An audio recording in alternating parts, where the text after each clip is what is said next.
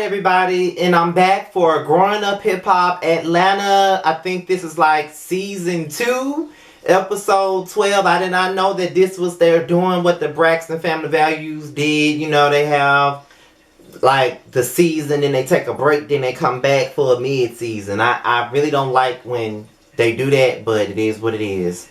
That's why I don't like doing WeTV reviews. However, let's just go on ahead and get into the video, because this video was like how many days late? Friday, Saturday, Sunday, 4 days late. So we're going to get right on into it.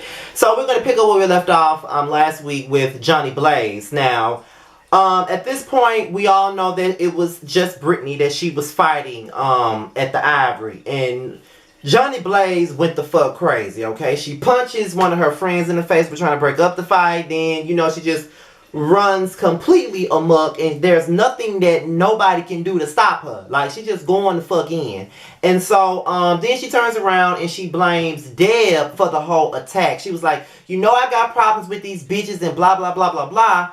And I'm sitting up here totally confused, because I don't know where the hell Deb even falls into that. But I wasn't even thinking about the fact that Johnny started accusing Deb of, basically blaming Deb for the whole attack. My whole thing is, how did she get that fucking wig on her head soon after the fact? You know what I'm saying? Like, you just was looking like something else, and now you put on one of your great tacky wigs. Like, that shit was amazing to me, and it was very motherfucking funny. You know what I'm saying? So yeah, that was crazy, but Deb was like, this is for you. Like, this whole thing is supposed to be for you. It's supposed to be about your show. It's supposed to be about your talent. And you out here fighting. You don't need to be doing it. And Deb is completely right. Johnny, you want to be taken seriously, but all that fighting you doing, it ain't looking good for you. Like, you ain't even got no album out yet. Like, do you even have an EP out? Do you have a mixtape out? Because I want to hear your music. And I know you know how to sing. So my thing about it is, you need to be focused on your shit. Like, okay, it's one thing that you get into an altercation, like an argument or something. But you out here, like, straight up going the fuck in, losing your motherfucking mind, going 0 to motherfucking 100 real quick. You need to calm that shit down if you really want to be taken seriously. She gets up there, she performs, and it was half-assed in my opinion. I've heard Johnny Blaze sound way better than that before. Like, seriously, like, for real. And it wasn't all that, but she performed it and she left because she blaming Deb for every motherfucking thing. Next thing you know, Bow Wow looking at the damn fight, because it was on the internet back, this past summer. It was on the internet, and Bow Wow looking at it. So Kiyomi is sitting up here questioning Bow Wow about his past with Johnny Blaze. Now, my thing about it is, Kiyomi's starting to get on my nerves, okay? Like, she's real cute. You know, she's a nice looking girl. The only thing is, she just reminds me of fucking Dream Doll. But other than that, she's a cute girl, but she's beginning to get on my fucking nerves, okay? She's always, like, straight up insecure about whoever Bow Wow comes into contact with, or whom he ever have come in contact with. And it's just fucking annoying. You know what I'm saying? Like, okay, he used to bust down Johnny Blaze back in the past. Who the fuck gives a damn?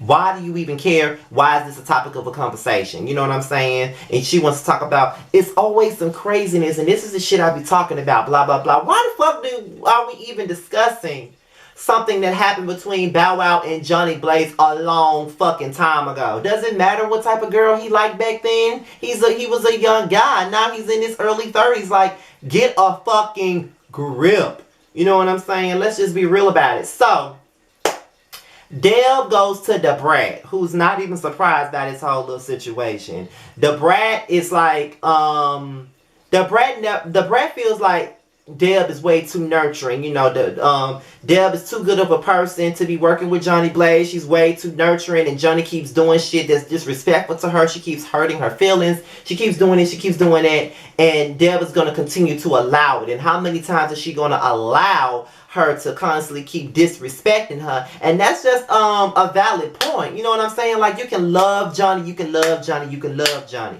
but you can love her from afar. Deb keeps saying that she's done with Johnny. You know, she don't really want to work with her no more, and it's just the end of their relationship. But I don't believe that this is the end of their fucking relationship. I really believe that she gonna start back working with this fucking girl, and that's just what it is. And if she does start back working with Johnny, then okay, that's just her prerogative. That's her fucking opinion. That's what she wants to do. There's nothing anyone can say about that. But at the same time, Deb, you just need to learn to let shit go and let shit be what they may be. And that's just a disaster. And that's what the fuck it is between you and Johnny. A fucking disaster. Because she's never gonna learn. She ain't gonna never change. And she ain't gonna never do right. And that's pretty much the basis of the situation, to be quite honest. So, JD, he goes to Dish Nation. And he wants to talk about his So Def tour. And, you know, he said all the members of Escape has agreed to do it. Everybody from Jagged Edge agreed to do it. You know, you got the Brat for it. But at the same time, Bow Wow was not a part of it.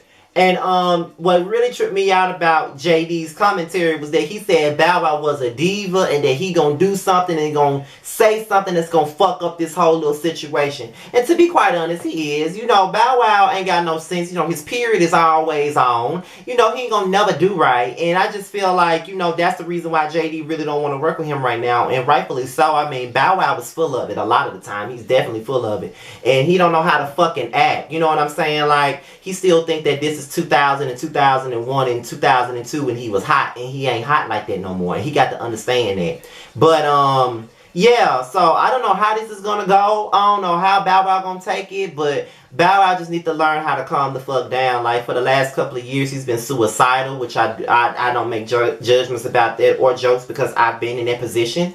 And you know, he's been obviously going through things, so it's pretty crazy as far as that's concerned. So Johnny Blaze, she goes on an interview and she's basically talking about her music. And she said that she knows that people have a certain perception of her. And the perception is that she's crazy and that she's always fighting. She's always wilding out. And she said that she's pretty aware of the image that she's created for herself. She didn't blame it on nobody else. She said that's the image that she created for herself. So that's one point I can give her, is that she has taken accountability for the way that she's portrayed herself. It's nothing no one else did. She's done it. She's painted that picture of being this wild child that don't know how to act, but talented. But it's clear that she don't know how to act, and no one wants to work with someone that doesn't know how to act, that can't get along with others, that's always creating a problem, that's always ready to bang, always ready to fight. No one wants to work with someone like that, and she knows that that overshadows her talent. But my thing about this is, Johnny Blaze, if it does overshadow your talent, why in the fuck do you keep doing the same shit over and over again?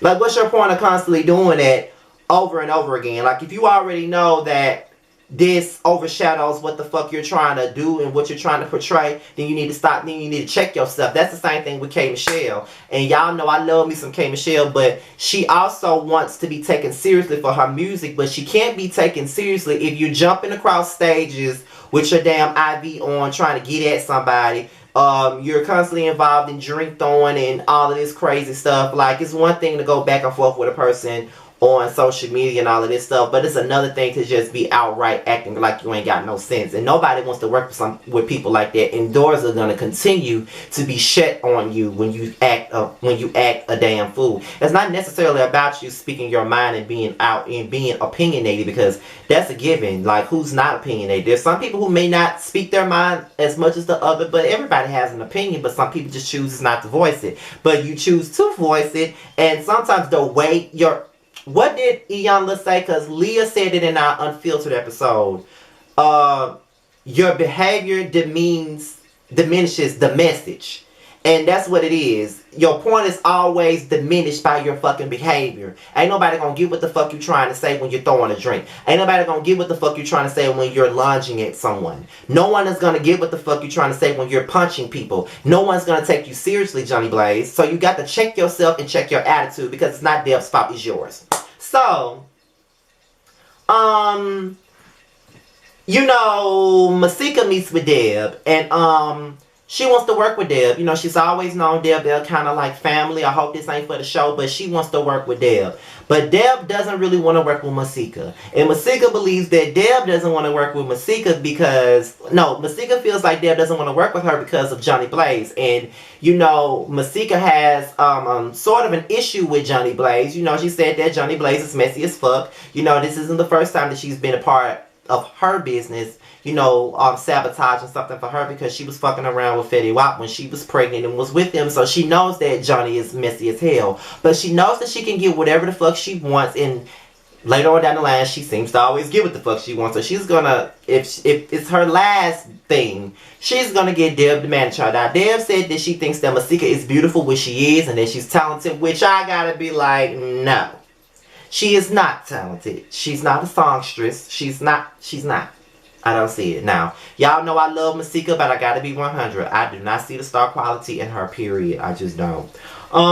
So, Lil Bow Wow and his twin sister, Lil Mama, they both in the same room, and they cool with each other. You know what I'm saying? Oh, all right, girl, let's get it in. And, you know, they catch up, and they want to hang out with each other while Lil Mama is out here in Atlanta. She's trying to get her music career back on point. And this is one thing that I got to say about Lil Mama. Everybody rags on Lil Mama. Lil Mama has been an industry joke for so many years, and it's so unfair because Lil Mama is definitely talented. She has a lot of talent, and no one sees that because all they ever do is give her a hard time. She's always had a hard time in this industry, but the bitch know how to spit.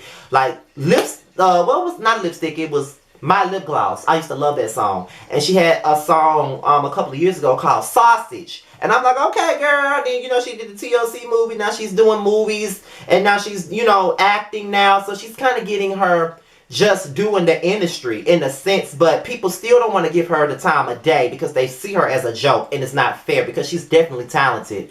All they see is her looking like Lil Bow Wow and the fact that she hopped on stage with Jay-Z and Alicia Keys. People won't let that go. And I think that she gets a raw deal.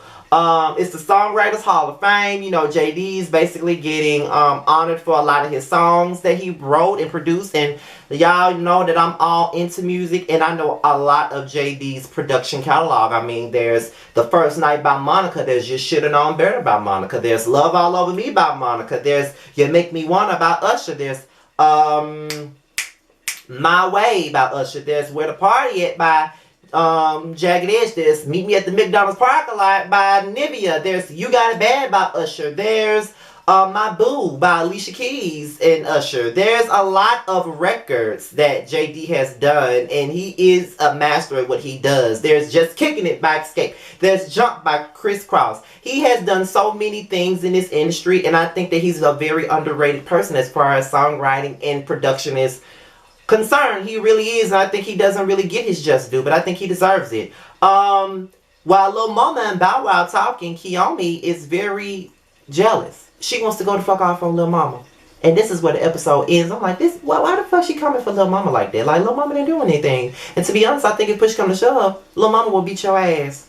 But we'll see what happens at the end. We'll see what happens Thursday. But with that being said, you guys, this is my review on Growing Up Atlanta. Growing Up Hip Hop Atlanta. I hate the name of the show. Growing Up Hip Hop Atlanta. All my social media is at the bottom. Be sure to like, rate, comment, and subscribe. And I'm out of here, you guys. Till next time, peace.